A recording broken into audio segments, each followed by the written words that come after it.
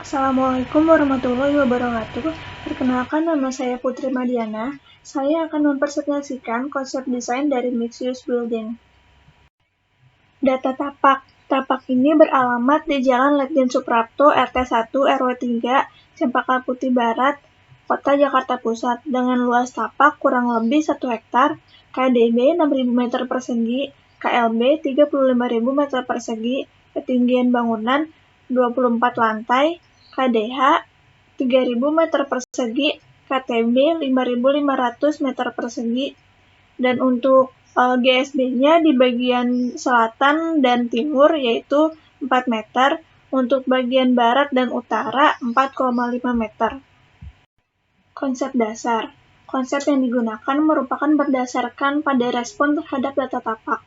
Garis eksis yang berdasarkan view ini menjadikan bentuk fasad yang melengkung seperti kurva, yang tidak hanya dapat dilihat dari sisi utara saja, melainkan juga dapat dilihat dari sisi barat.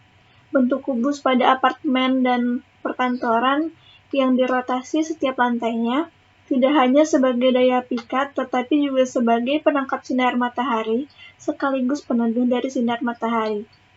Seperti pada gambar ini, untuk dari bagian atas ke bawah itu ada tower, refugee floor, dan podium. Nah, untuk referensi desain ini berasal dari Bâtiment Home di Paris, France, ya, yang seperti pada gambar berikut. Konsep masa. Untuk yang pertama ini, site berada di Jalan Letjen Suprapto dengan bentuk site yang asimetris. Kemudian pembentukan masa bangunan mengikuti bentuk tapak. Lalu yang ketiga ini terjadinya pengurangan masa bangunan yang menjadikan pada gambar nomor 4 ini fasad bangunan yang berbentuk kurva, sehingga tidak hanya dilihat dari satu sisi saja. Lalu yang terakhir ada penambahan masa apartemen dan perkantoran yang berbentuk kubus yang dirotasi setiap lantainya.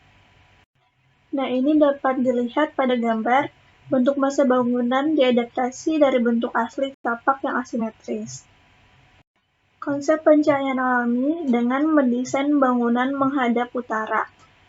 Sisi timur di bangunan ini dibuat lebih luas dibandingkan sisi barat, sebagai pemanfaatan pencahayaan dari sinar matahari pagi.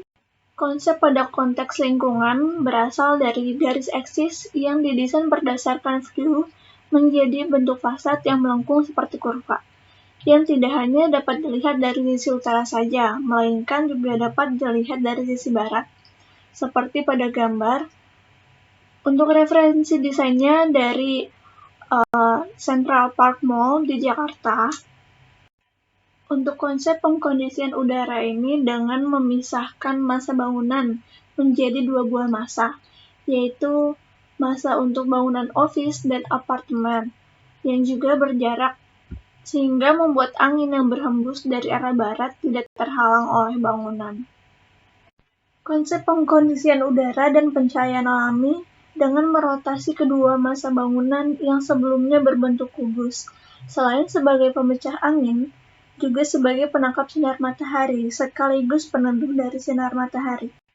Konsep zonasi, letakkan zona publik di paling bawah yang memudahkan orang untuk mengakses dan juga berdekatan dengan area bising seperti podium atau mall, ruang terbuka hijau seperti taman dan juga amphitheater. Lalu ada semi public. Untuk zona semi public ini berada di atas area zona publik, yaitu seperti fasilitas penunjang jogging track, area senam, dan juga kolam renang yang tidak semua orang dapat mengakses. Lalu yang terakhir ada area private yang hanya dapat diakses oleh orang-orang tertentu, seperti tower, yaitu apartemen dan office. Konsep sirkulasi, seperti yang dapat dilihat pada gambar, untuk yang berwarna merah ini merupakan pedestrian atau akses untuk pejalan kaki. Lalu yang berwarna oranye ini merupakan sirkulasi untuk akses kendaraan roda 2 seperti sepeda ataupun motor. Lalu yang terakhir yang berwarna hijau ini untuk sirkulasi akses kendaraan roda 4. Konsep landscape. Landscape terbagi menjadi dua, yaitu softscape dan hardscape. Softscape berdasarkan aspek arsitektural dan artistik visual, yaitu 1. Pengontrol pemandangan, 2. Penghalang secara fisik, 3. Pengontrol iklim, 4. Pelindung dari erosi, 5. Memberikan nilai estetika. Dan untuk hardscape yaitu berupa batuan, gazebo dan bangku taman, kolam dan air, tebing buatan, jalan setapak, perkerasan, lampu taman, pagar atau benteng, dan pergola. Nah, untuk konsep landscape saya yaitu aspek softscape berupa penanaman pohon di tepi tapak dan di tepi rooftop. Untuk aspek hardscape berupa shelter, pedestrian, parkir, dan amphitheater yang bernuansa hijau dan sejuk dengan rerumputan. Untuk konsep open space saya terbagi menjadi dua area, yaitu yang pertama ada area open space lingkup publik, yaitu berupa taman dan amphitheater. Amphitheater adalah sebuah gelanggang terbuka tanpa atap dengan bentuk oval, lingkaran, maupun setengah lingkaran yang digunakan untuk pertunjukan hiburan dan pertunjukan seni. Dan yang kedua ada area open space semi publik berupa kolam renang, jogging track. Open space ini berada pada rooftop yang merupakan area semi publik. Konsep struktur. Sistem struktur yang digunakan pada tower adalah sistem struktur ladder cantilever atau cantilever slab. Pemikulan plat lantai dari sebuah inti pusat akan memungkinkan ruang bebas kolom yang batas kekuatan platnya adalah batas besar ukuran bangunan. Untuk sistem struktur yang digunakan pada podium adalah struktur rangka kaku atau rigid frame. Terdiri dari kolom dan balok yang bekerja saling mengikat satu dengan yang lainnya. Kolom sebagai unsur vertikal yang bertugas menerima beban dan gaya, sedangkan balok sebagai unsur horizontal, media pembagi beban dan gaya. Nah, untuk jembatan penyeberangannya ini digunakan struktur cantilever yang diberi kolom diagonal sebagai penyokong. Konsep utilitas. Ini yang pertama ada air bersih yang berasal dari PDAM, kemudian ditampung pada tangki bawah, lalu dipompa menuju ke tangki atas, kemudian disalurkan menuju titik-titik pendistribusian air. Nah, untuk selanjutnya ada air kotor, yaitu terbagi menjadi dua, untuk air kotor dari toilet dan untuk air bekas pembuangan.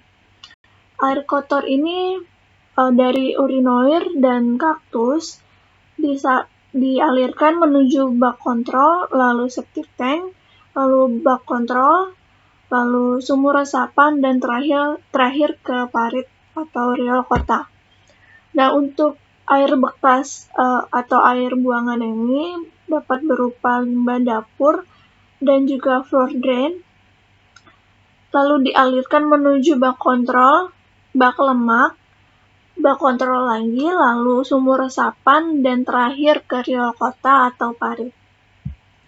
Lalu yang terakhir ini ada konsep utilitas listrik berasal dari PLN, kemudian dialirkan menuju panel induk dan stabilisator. Lalu dari panel induk dan stabilisator ini dapat dialirkan menuju ke fire alarm panel, ruang mesin, lift atap, dan juga panel penerangan. Sekian presentasi dari saya, kurang lebihnya mohon maaf. Assalamualaikum warahmatullahi wabarakatuh.